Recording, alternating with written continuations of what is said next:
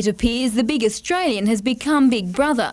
450 workers walked off the job at tube makers on Friday night after finding a hidden camera. 2 employees made the discovery while tuning in a television to watch the football. They saw themselves on the screen and they're wondering how the hell they had got themselves on the screen, and by turning around and following the field of vision, they discovered that there was a miniature camera. Outraged that the company had been spying on them, the workers launched a 2-day strike. The union says BHP told it the cameras were installed to address a serious drug problem among employees. Kevin Ma says he was informed syringes had been found and that some workers had complained about the drug habits of other staff. We've spoken to the company a number of occasions about the drug problem. It is an ongoing concern. Whether or not hidden cameras is a way to handle the problem is another thing. The company, unavailable for comment today, apparently admitted there were several cameras being used on site. The union says it's an invasion of privacy and is seeking legal advice. Union officials will meet with management tomorrow morning before employees vote on a return to work. Simone Cobb, NBN News.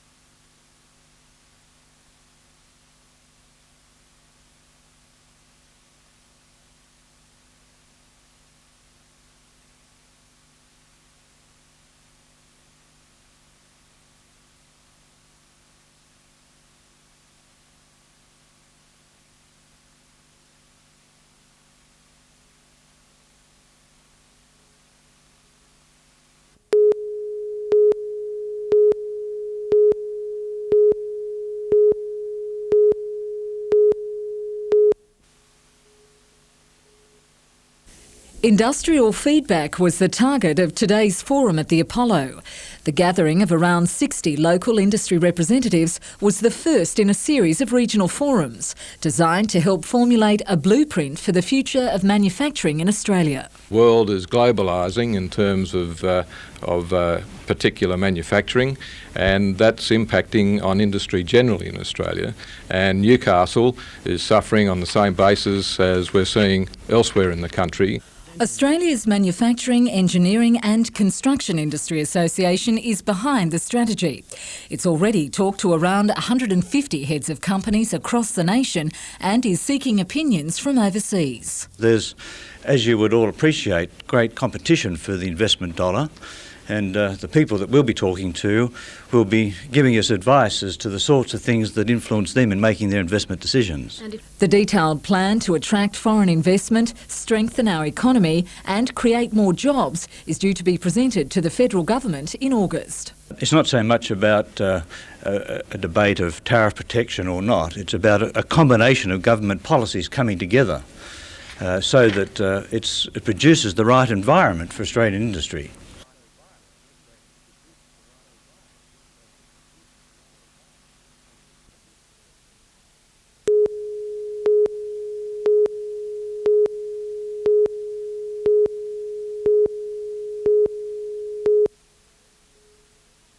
Although still high and dry, the first of the Minehunter ships was given the seal of approval by its commanding officer, Lieutenant Commander Jeff Uran.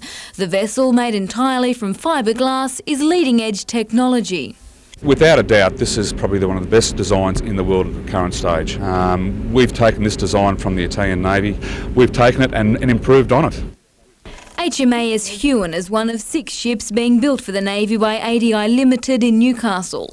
The fleet, costing taxpayers $1 billion, will be used to detonate enemy sea mines. While there are none in Australian waters at present, Lieutenant Commander Uran says the mine hunters are vital for defence. Australia is an island nation, and we have many sea lanes, and this shipping is one of our most important trade and export routes, and we have to have the capability of protecting those waters. Although just a shell, Huon is on schedule for its launch on July 25th. The crew of 38 will then come to Newcastle for training before the ship is outfitted with its instruments and computers and put through its paces at sea. Simone Cobb, NBN News.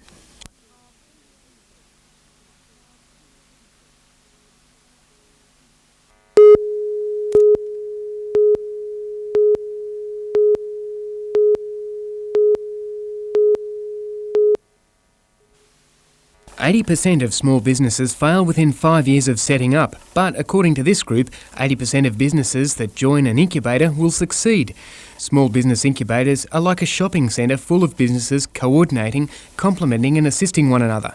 There's enormous amount of support provided with networking and also business advisory supports.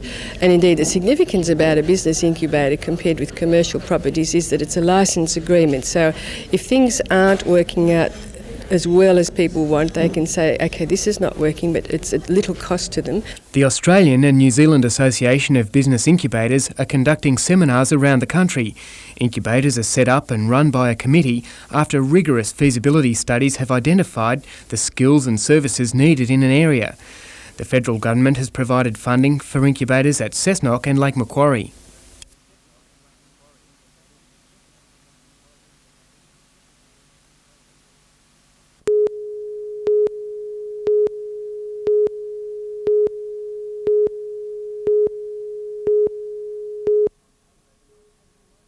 On paper, the Knights had it all over Souths from the start, but another wet track and disappointing gate seemed to compound the woes of a damp day.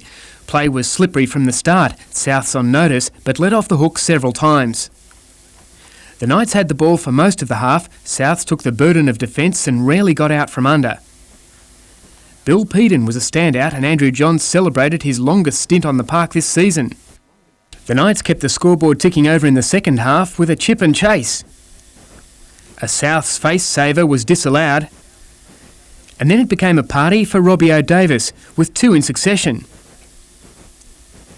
Bill Peden was rewarded one more time and Andrew Johns converted to take the game to 30-0. The win takes the Knights into the top three with 3 tough matches ahead.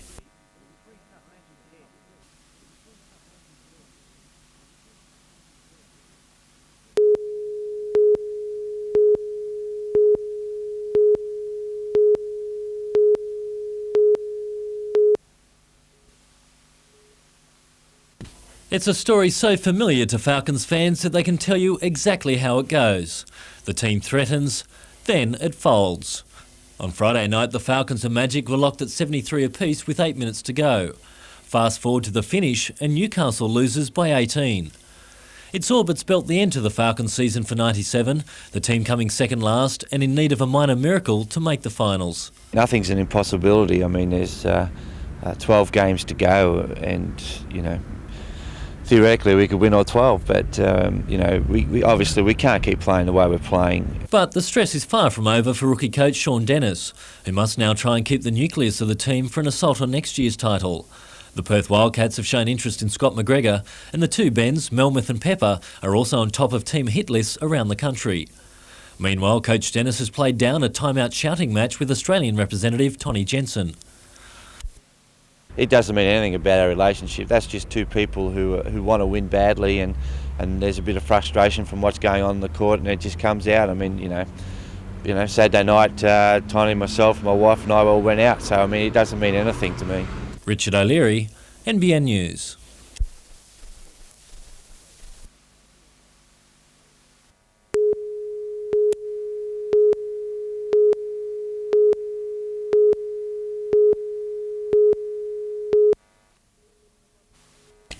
Less than a month ago, at the Big Australians Results and Prospects Seminar in Melbourne, the boss of BHP Steel, Ron McNeely, categorically ruled out making steel overseas.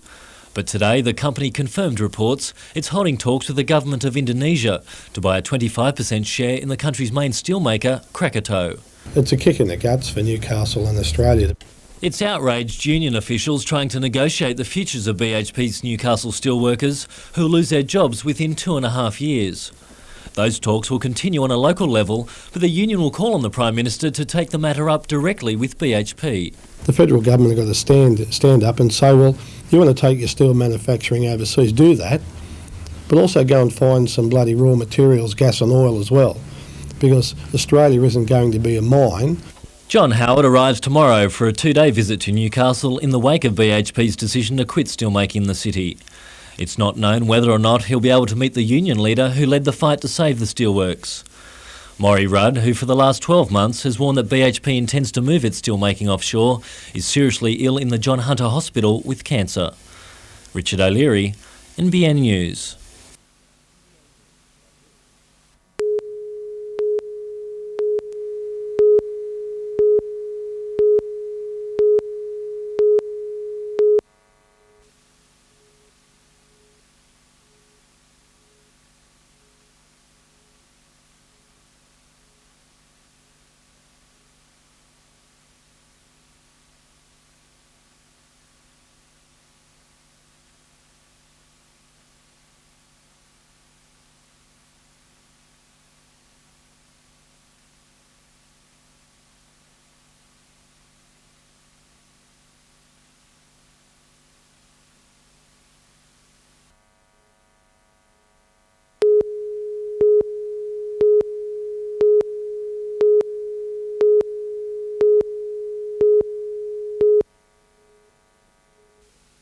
Castleford was one of the better performed English teams in the first round of the World Cup Championship, but it didn't stop the Mariners handing them a hiding. We just hope to improve on our last performance when we played them last. The team hit the gym today in Sydney, although coach Stuart Raper concedes the sheer weight of Hunter's attacking strength may be too much. They've got some great attacking weapons, very strong forwards. They're a pretty well-balanced side, and they play a very entertaining brand of football, so it's going to be very tough for us. Castleford named the team to take on the Mariners this Sunday, and while it might not look much on paper, Raper warns Hunter the English are out to save some pride. Football's something that's on the day, and if we can come out and perform on the day and Hunter might be off their game, we could come up with points. Jim Callanan, NBN News.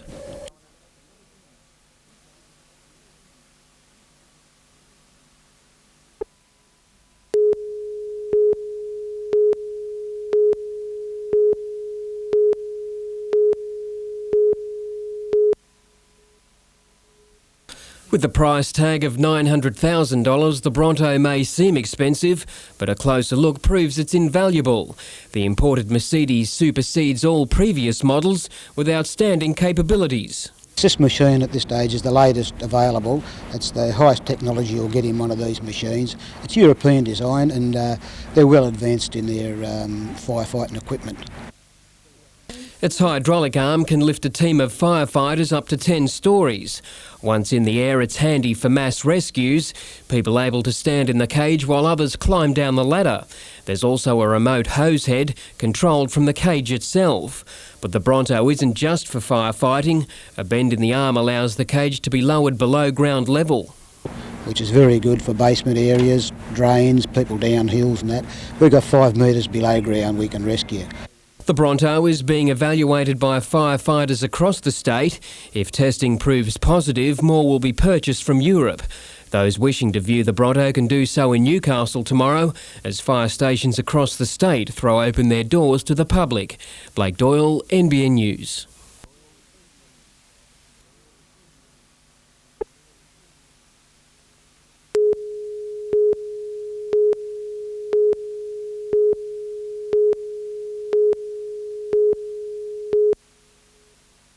Well, actually, the first I've heard it was just from you, so.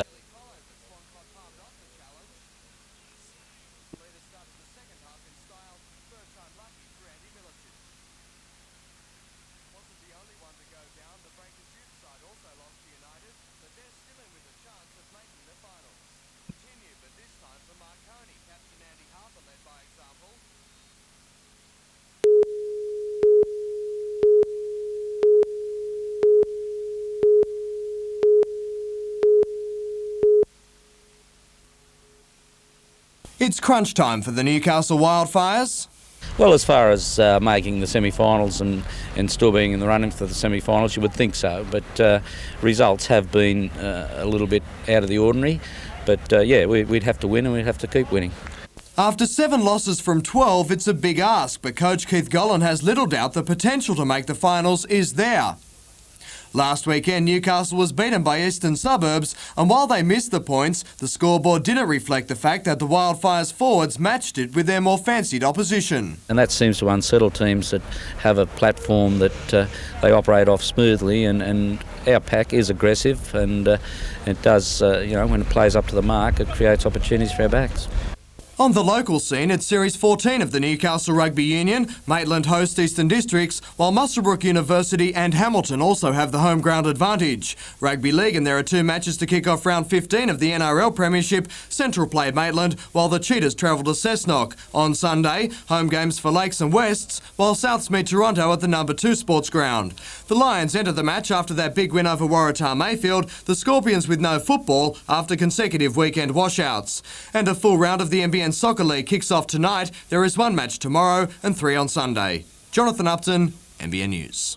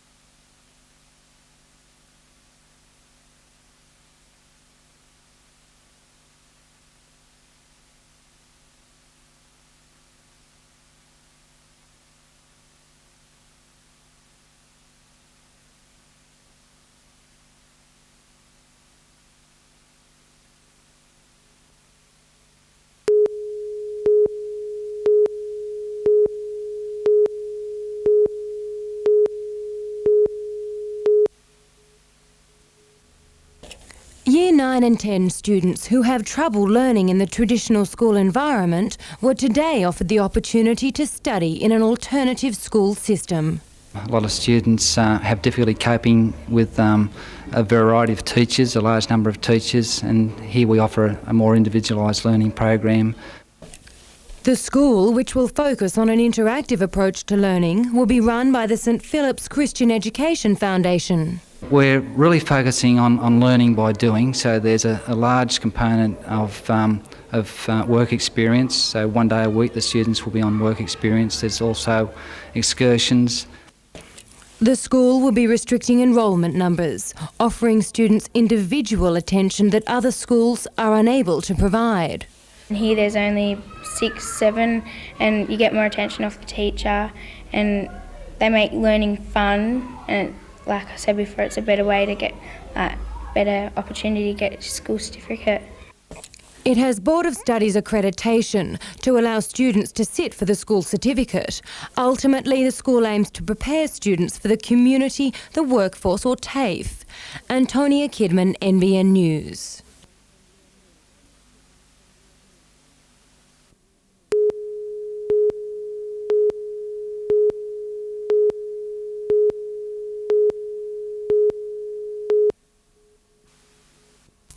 The Minister reviewed the plans for the new centre in the John Hunter Hospital's Pathology Department.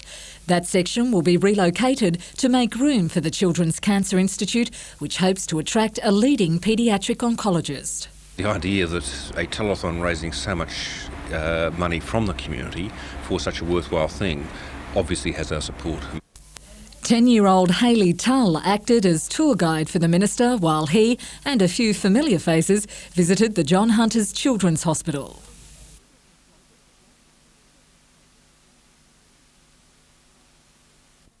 While the state government is supporting the telethon initiative to establish the world-class research centre, it's yet to commit any funds. It is a community response, a very important one, and we certainly value that. We need to make sure how our extra $1 billion, are now spending almost $6,000 million in the healthcare system, adds into the value that's added by the telethon.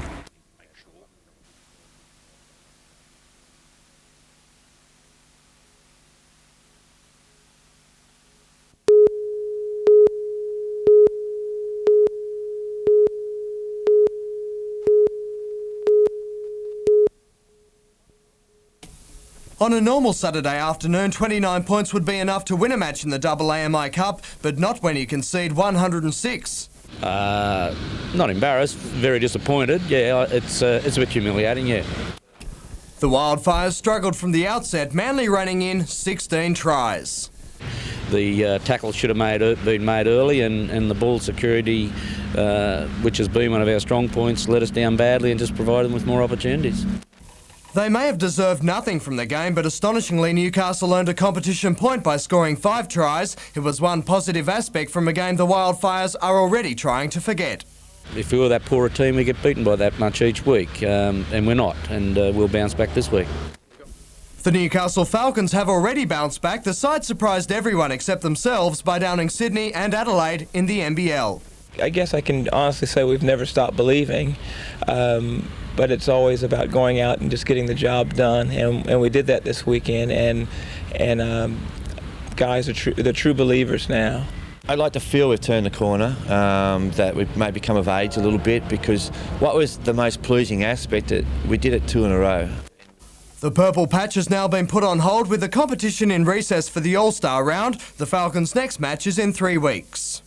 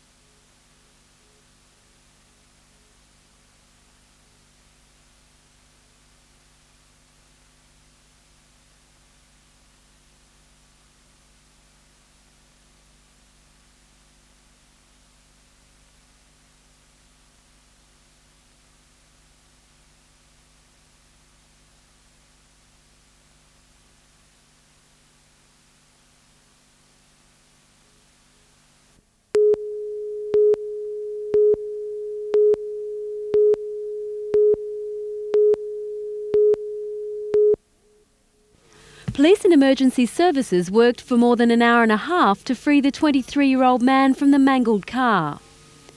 His sedan was crushed when it collided head-on with a dual cab on the Pacific Highway at Chindera just before 8:30 last night. And we've had another vehicle travelling on the incorrect sideway in a southerly direction, and it would appear at this stage that both vehicles have suffered a head-on. The 23-year-old man was taken to the Tweed District Hospital with serious leg and head injuries. Another 2 people were treated for minor conditions. The highway was closed for 2 hours while the road was cleared. Police don't know how or why the 63-year-old driver of the Hilux was on the wrong side of the road. Investigations into the accident are continuing. Anne Lewis, NBN News.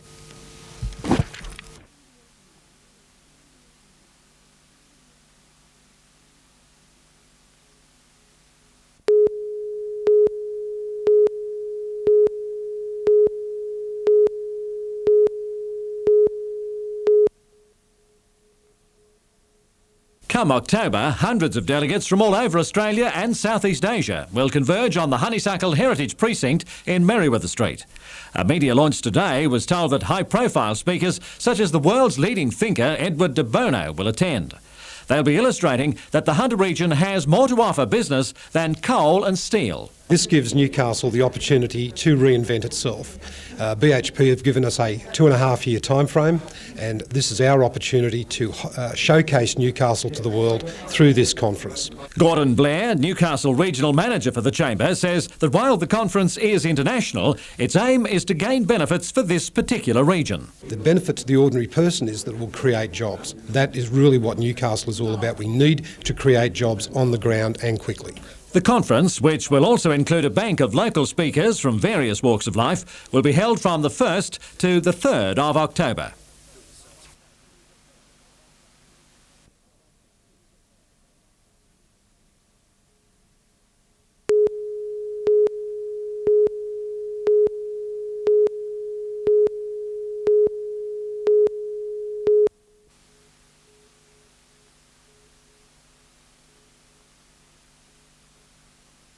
It's scenes like these that have both dogged and embarrassed Maitland City Council over the last 12 months. The centre of controversy, Rhonda Bignell, who resigned late yesterday, 2.5 years into a 5-year contract. It was a rocky period for Ms Bignell, at one stage ousted from a position by the so-called Gang of Six councillors and then reinstated. Mayor John Martin says he's not surprised at the resignation.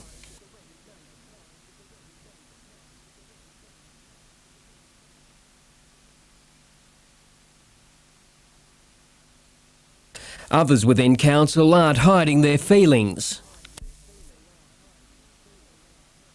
While in the eyes of some, Ms Bignell may not have been what they wanted, she's been headhunted by at least 3 bigger councils in Sydney. I've been approached by at least 2 other mayors in the last month to say, has Rhonda Bignell had enough yet because we want to hire her? Now, you know, if that's a crook management style, I don't know what is. Ms Bignell was not available for interviews today. However, she has said she was not pushed from council, but is instead making a positive career move.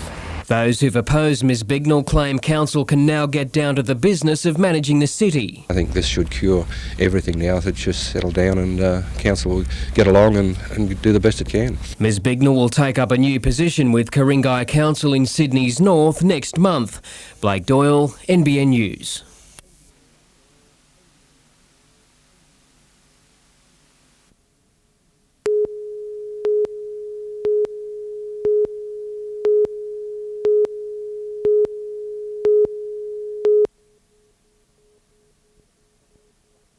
The best rating for Newcastle University this year was in graduate starting salaries, with the top ranking 5 stars. Against that, however, was a below-average proportion of graduates actually finding full-time employment. Here at the University of Newcastle, based on feedback from 1997 graduates, we're just slightly below that 80% figure. But what we found out from the average starting salaries is that the salaries that our students get when they get jobs is significantly higher than the average for the country. The information contained in the guide is important for people contemplating university study, particularly those from overseas who must pay full fare.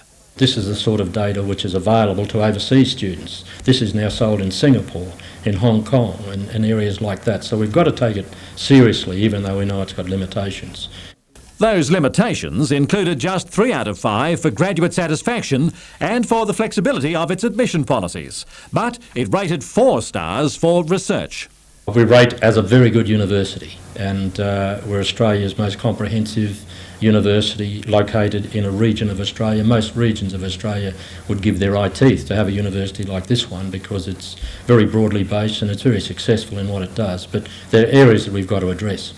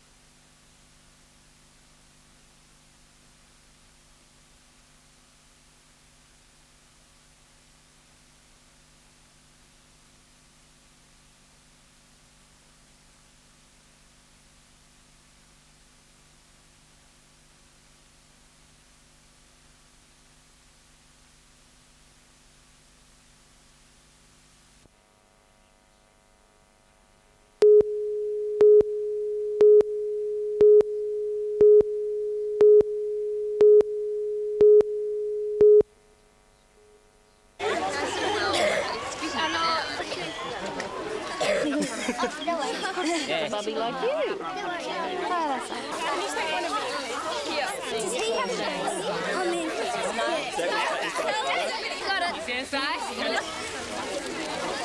time or one baby?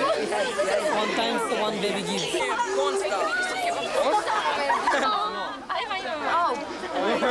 Great, thanks.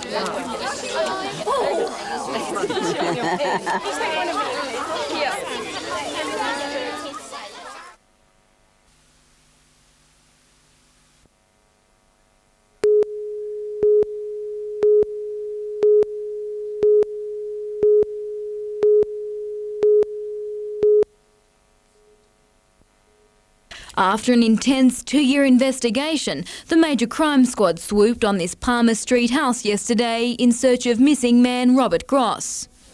After executing a search warrant, police brought in a cadaver dog which quickly located a body underneath the house. But due to difficulties, it wasn't until more than 12 hours later that the body was removed. To gain easier access to where the body was located, we just knocked out part of the brickwork in the foundation. Although the body had been buried in a shallow grave, police say the damp conditions and clay soil under the house partially preserved the 2-year-old remains. A post-mortem conducted at Gosford Hospital today could only confirm that the body was male. Further forensic testing will be done over the next few days to positively identify the body and determine cause of death. It's believed it could be that of Robert Gross, a 62-year-old bricklayer reported missing 2 years ago. His 56-year-old de facto wife, who still lives in the house, was questioned by detectives last night and later released. We're quite hopeful of a positive result in the end. Simone Cobb, NBN News.